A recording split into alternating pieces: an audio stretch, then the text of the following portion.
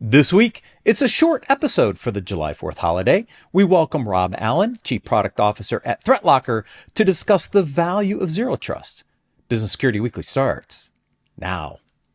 This is a Security Weekly production for security professionals by security professionals. Please visit securityweekly.com/subscribe to subscribe to all the shows on our network. It's the show where we explore the business of security to improve the security of business.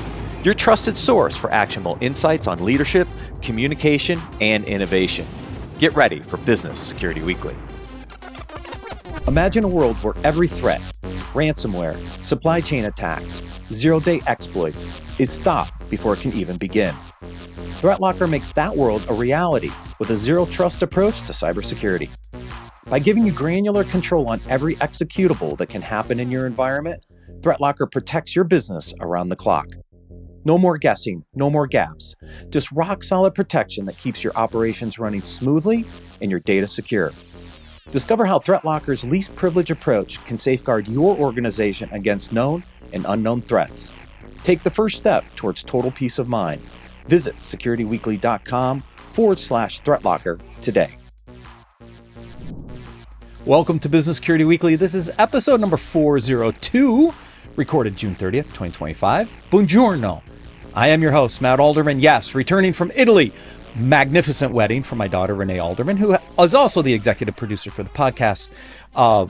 Guys, people can ping me later for the pictures. It was an awesome event. It was so much fun. Thank you for the Security Weekly crew for holding down the fort while I was gone, Mandy, and all my co-hosts. My only co-host for today's show, Mr. Jason Albuquerque. Missed you the last couple weeks, buddy. I know. I missed you too, man, but you were off doing very important things. So I'm glad you had a great wedding, enjoyed the time, and congrats again to everyone. So beautiful thing. No news on the NFL side. They're going into summer break, so, you know. All the news season was... will be here before we know it, though. Yeah, NBA goes to 7, NHL goes to 7. Great series, right? Missed those. Absolutely, yeah. Some good hockey, some good basketball. Now we're kind of just in that summer lull of if I have to watch sports, it's going to be baseball. Probably not. Right? Probably not. The Red Sox went and traded away one of their best players. Like, what are you going to watch now? That's right. I'll just pop soccer on, or football for those who aren't from the United States. Jason, I appreciate that. Thank you for being inclusive. Absolutely, all day long. That's my son's favorite sport right there. That's what he plays all day, every day. So.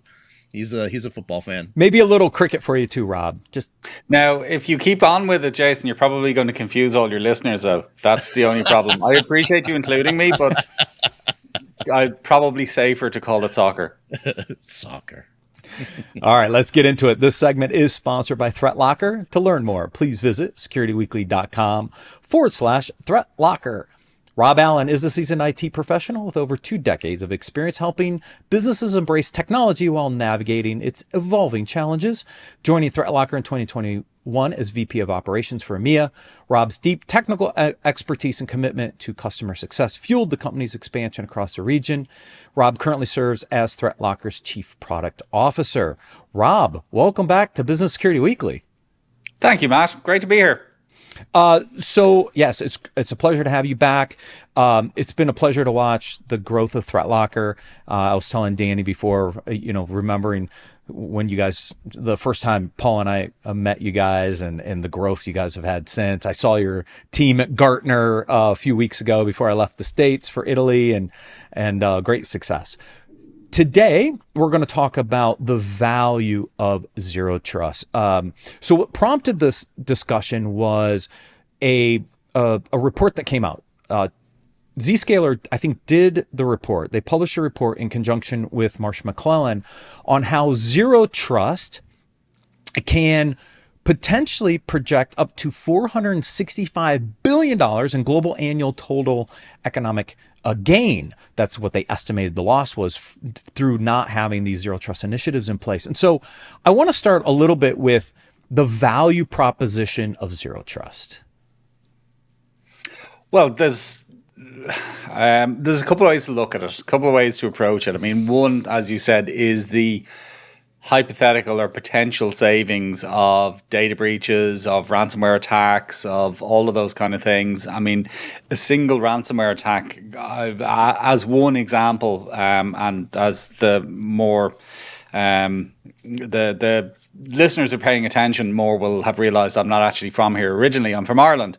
And there was a ransomware attack on the Irish Health Service, the HSE, back in 2021. And the estimates of cost for that attack for recovery was close to $500 million for one ransomware attack. So obviously the costs can be astronomical. I mean, if an organization even recovers from it, which in a lot of cases is debatable.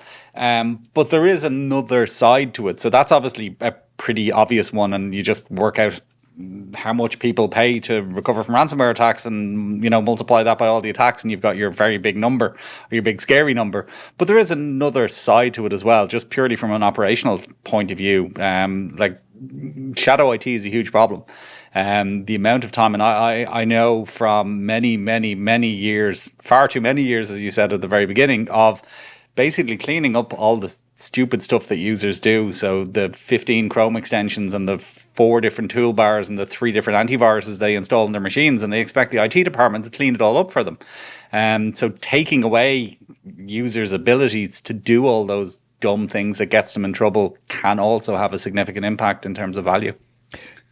So knowing the significant impact and all of the potential return on investment we're talking about, why has zero trust adoption been so hard, such a struggle for organizations to wrap their head around, adopt, and really get some traction behind? One could argue the question of what is zero trust might be part of it, because it is such a vague and loose definition. And look, everybody's guilty of this, but everybody takes their favorite part of whatever definition is out there that applies to them and goes, hey, we're zero trust. And it has become something of a buzzword over the last number of years. Although, thankfully, I'm not going to lie, it has been overtaken by AI more recently. So now it's basically AI bingo in what you do, whereas previously it was zero trust bingo. But I mean, fundamentally, it comes down to understanding, like, what is it? What does it mean for my organization? How do I, if I want to implement zero trust, do I go out and buy zero trust? Unfortunately, that's not possible either. There is no silver bullet. There is no product that you can go out and buy that will make you zero trust. So I think that's a large part of it. I mean, a lot of people, broadly speaking, recognize that it's a good idea, but how you actually get to that, and I think part of the problem is considering it a destination. It's not really a destination. It's more of a journey. It's a way of looking at things. So as a cyber leader that may be listening right now, where would a good source of truth or a framework that we know is gaining traction and making an impact? Is it, because I think about it this way, there's lots of frameworks out there. There's lots of manufacturers who say, here's my view of what best practice of zero trust is. What would you recommend? Where would you recommend they start? What's a good framework for them to begin? That's a really good question. I mean, my own personal favorite is a bad way to describe it. My own personal favorite definition of what zero trust is was actually in the there was an executive order, I think 2 or 3 years ago. Effectively, it mandated zero trust for anything to do with the federal government here in the US. And as part of that, you need to use this, guys, they actually defined it pretty well and pretty succinctly. Now, as you said, a lot of vendors and a lot of manufacturers will say, hey, well, this part of it is particularly cool because it refers to us. And that is absolutely the case, because there's parts of it that very much apply to us. But my personal opinion, or my personal favorite part of it, was that it basically said, well, I mean, it talks about removing implicit trust, adding explicit trust. It talks about, giving users access to only what they need to fulfill their functions. But probably my favorite and most relevant part of it to what we do is where it effectively says, assume a breach is inevitable. Mm-hmm. If it hasn't already happened, assume that it's going to happen and effectively act accordingly. And that just resonated with me so much, which is just, look, assume they're already in right now. They're sitting on your servers. They've got full domain access. What can they do? And the answer is, in most circumstances, the answer is quite a lot.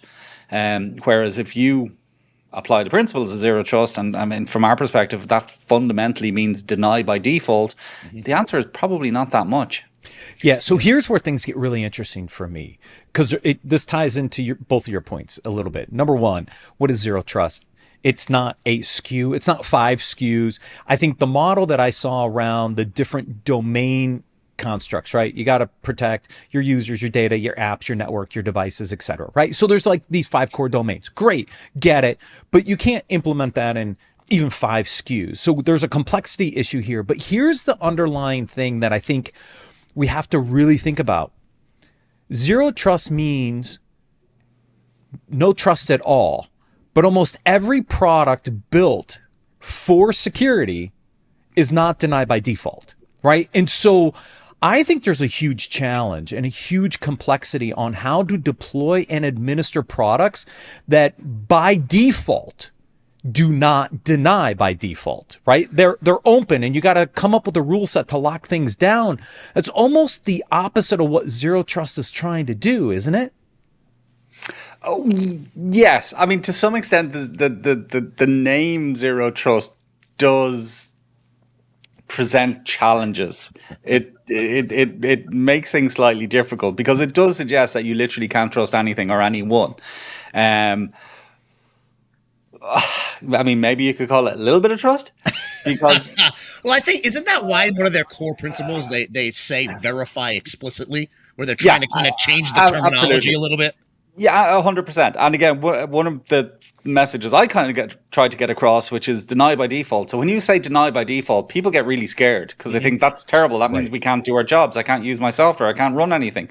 But it's permit by exception as well. And the permit by exception part is what allows businesses to operate. It's what allows users to go about their days, do what they need to do with the software that's on their machine. So it's not just deny by default, it's also permit by exception.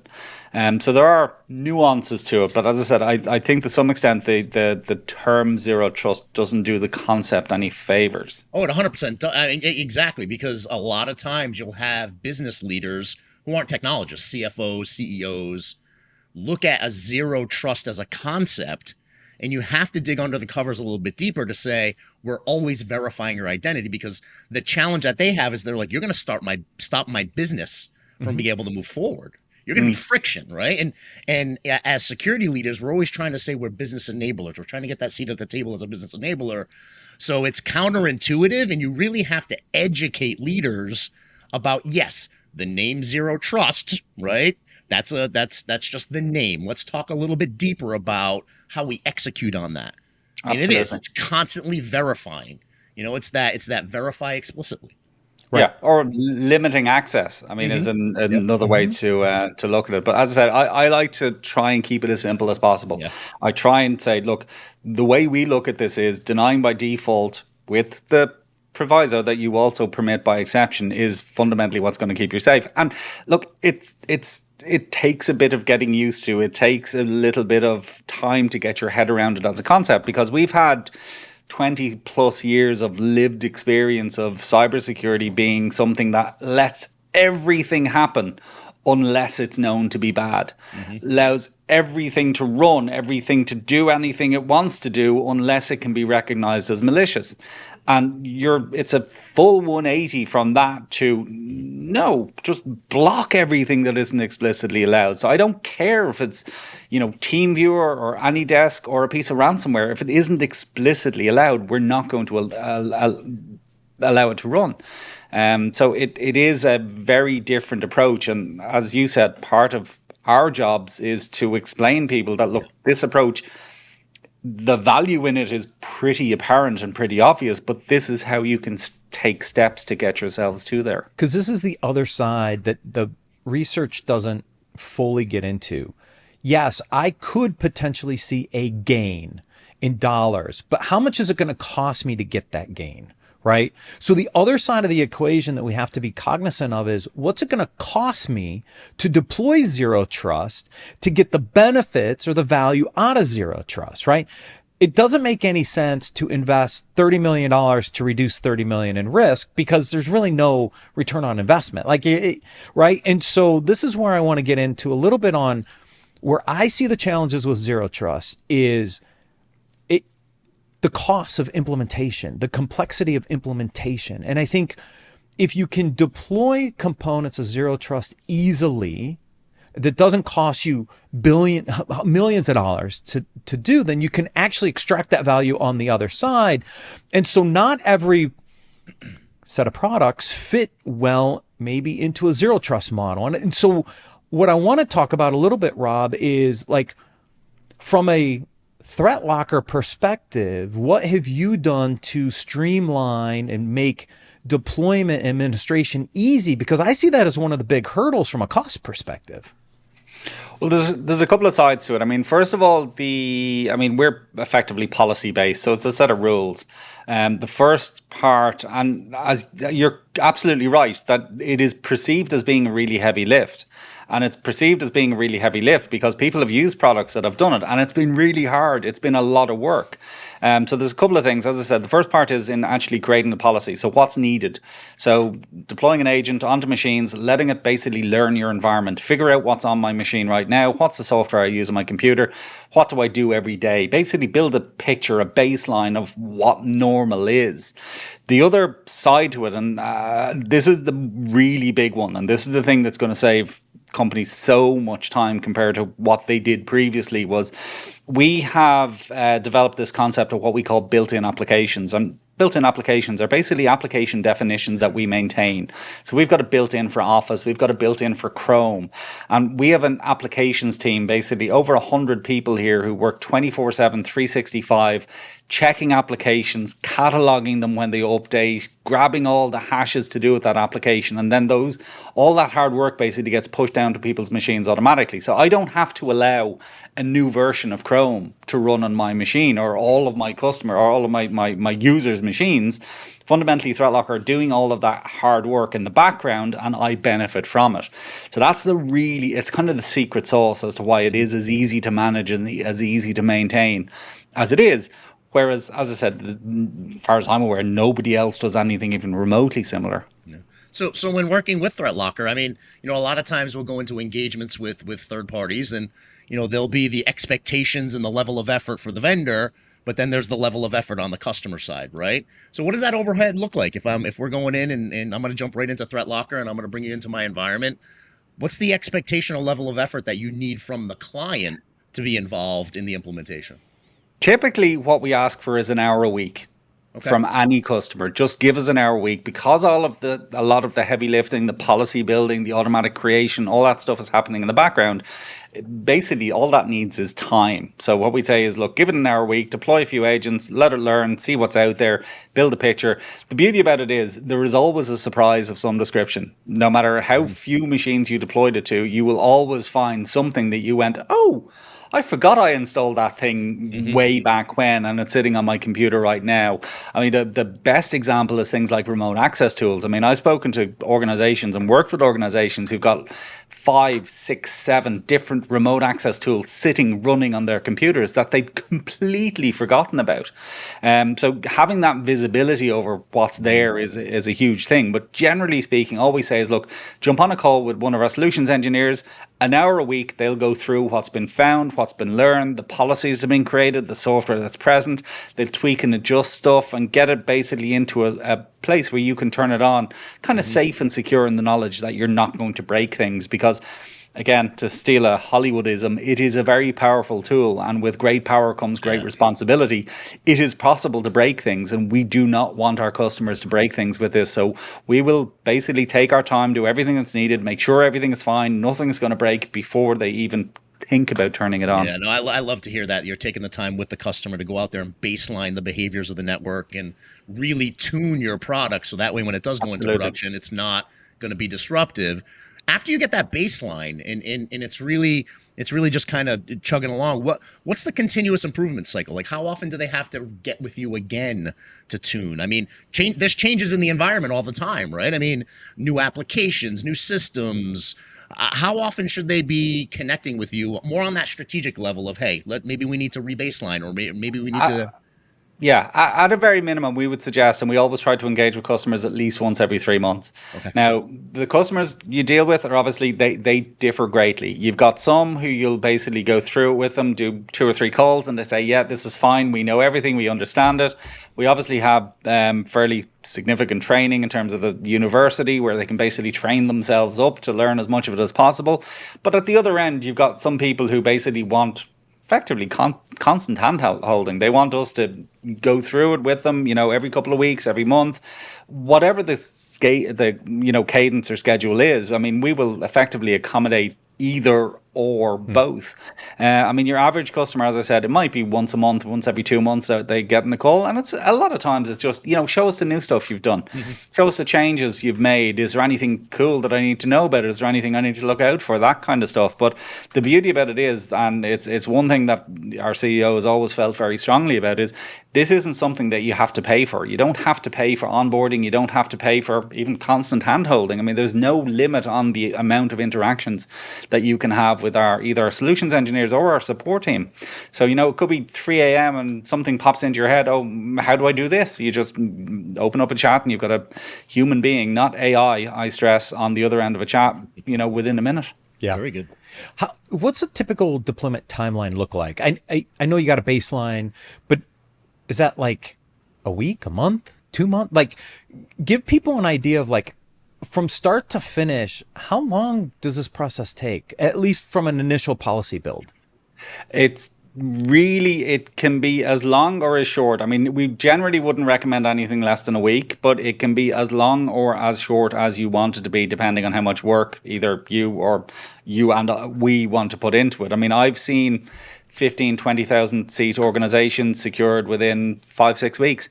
I mean, it's impossible to say exactly, but it depends on the size and complexity of the environment. Do you have a lot of developers? Are we going to have to, make allowances for them, create some custom rules to let them continue to do what they need to do? So it's impossible to put a finite, this is how long it would take, but I would be very surprised if it took any more than a couple of months, even for a big and complex organization. Yeah. So could you do it in pieces? Like phase 1 is initial policy, and then you kind of improve it over time. Does that work in this environment? Oh, absolutely. Yeah, absolutely. I mean, fundamentally, we have a default set of policies that we push out in any new environment. It's kind of a one size fits most is the best way to describe it. So it's things like Chrome and Zoom and Teams and that kind of stuff is going to be effectively allowed by default with, in some cases, and it's a whole other conversation about ring fencing and controlling what applications can do, but in some cases with ring fencing restrictions to stop them being weaponized and used against you. Right. So you have a fairly good, and to be honest, most users and people often think that users use lots of software on their computers, and very often they don't. I mean, your average user probably uses maybe 10 applications regularly on their computer. They might use Office, they'll use browsers like Chrome and Edge, they'll use, a video conferencing application, a Teams or a Zoom, and maybe 1 or 2 line of business applications. Most users don't use anything more than that. And realistically, if that's all you're doing, I mean, fundamentally all we do is we set guardrails around that and say, look, operate between these guardrails and you're not even going to know we're here. Right. Now, if you suddenly try and download AnyDesk or run Cooper, the coupon clipper from China, then absolutely we're going to step in and block that. But again, even when something gets blocked, it doesn't need to be something that's, impactful or annoying. I mean, you give them a pop-up, they request it, and within 60 seconds, that thing can run if needs be. So it's a really smooth, clean. Yeah, that's the other thing I wanted to talk about is the exception process, right? Because I think that's the other important part. People are trying to install stuff all the time. It may not be in your policy. Walk us through, what's the exception process look like? How easy really is it to get an application to get added to the policy? So first of all, I would counter, people are not trying to run new things all the time. Your developers are. Yeah, well, they're running their own. That's a different thing. No, but as I said, your average user is not trying to run new software all the time. They're trying to run new software maybe once a month or once every 2 months, if even that. And again, broadly speaking, they're probably not even going to do it that often. As I said, developers are their own special snowflakes and different circumstance. But again, they're one that needs to be allowed for. I mean, I've got 70, 80 developers sitting outside my office here, all running their development on machines that are running ThreatLocker. So even that's not that difficult. I'm after completely forgetting the question now that we got sidetracked by developers. The exception process. Oh, sorry, the exception. Yeah, it's really straightforward. So basically, something gets blocked, user gets a pop-up. We give them a bit of extra information about what the thing is. So we have a product research department. They basically research applications. So if somebody does try to run the coupon clipper from China, it will say, this is a coupon clipper. It is made in China. Do you want to request permission? Now, very often, even that small bit of information is enough for a user to go, maybe I shouldn't actually try to run this. And very often they'll kind of self-police and say, no, I'm not going to bother. But if it is something they genuinely need, they just send a request off. The request comes through to the administrators, can be via ticketing systems, whatever the case may be. Administrator evaluates the request. They can say, well, is this actually application X this user is trying to run? If it is something we've a built-in for it, we've already got all of the files. So we just say yes, yes, and 60 seconds later they can run it. Or if it's something we don't know about, we've never seen before, then we have testing environments, VDIs, where people can basically spin up, run software, check it out, make sure it behaves itself, catalog it, approve it, and again, within 60 seconds, it can run on a user's machine. So it's really, really smooth and clean and friction-free process. So from our listeners or any organizations thinking about jumping in, leveraging ThreatLocker to go down that zero trust journey, what are some of the must-haves or things that you've seen that customers maybe don't have in place that's been friction that maybe slows down the implementation process? How can customers come a little bit more prepared to make sure that this implementation, this journey, the implementation of ThreatLocker goes smoothly? Like how can we prep? What do you need from us as a client to make sure that this goes smoothly? Oh God, that's a really interesting question. I mean, nothing more than willingness to try it, generally speaking, is the answer to that question. Yep. Because what most customers see, I mean, and look, I've been in that situation myself. I mean, back in your days when I just joined ThreatLocker, I was working with customers and I'd be terrified to turn it on. I'd be afraid, am I going to break something? And again, all of the evidence in front of my eyes would say I'm not.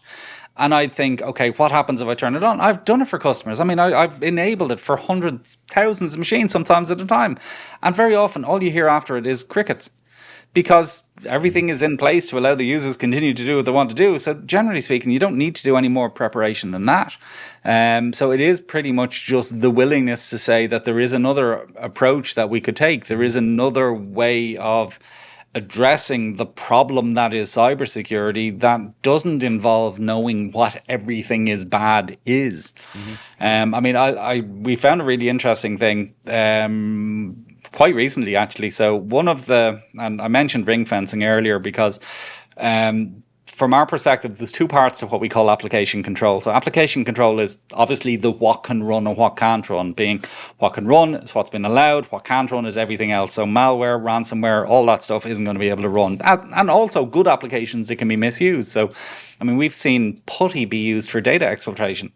On the subject of data exfiltration, this is the point I was going to get to, is we have So we play around with these things, which are rubber duckies, and we've got rubber duckies that are programmed with basically just a PowerShell script to exfiltrate data.